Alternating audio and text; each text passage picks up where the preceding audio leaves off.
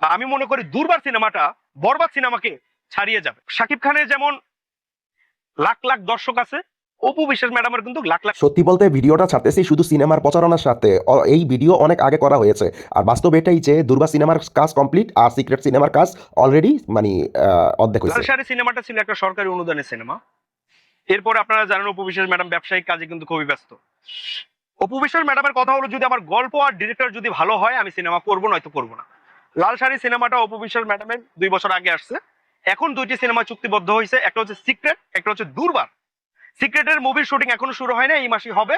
আর দুর্বার নিয়ে যদি বলতে চাই তাহলে দুর্বারের শুটিং শুরু হয়েছে, অলমোস্ট চলছে।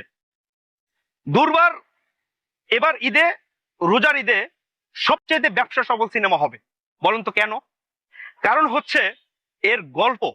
একটা সিনেমার কিন্তু গল্প হচ্ছে সিনেমার প্রাণ। গল্প যদি ভালো না হয় আপনি শাকিব খানের সিনেমাও দেখবেন না।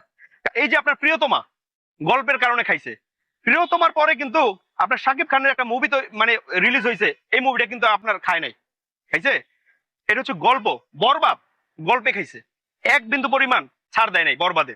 তো দুর্বাটাও আপনার গল্পটা ভালো। আর আমি যতদিন শুটিং এ ছিলাম আমি দেখেছি আপনার এই যে ডিরেক্টর ফুয়াদ ভাই এত ভালো মেকিং করে। আমি মনে করি যে ওনার মতো সিনেমার পরিচালক যদি আপনার বেশ কিছু প্রতি বছর 4টা 5টা করে সিনেমা রিলিজ দেয় তাহলে ব্যবসা সফল হবে। এবং আমি মনে করি দুর্বার সিনেমাটা বরবাদ সিনেমাকে ছাড়িয়ে যাবে।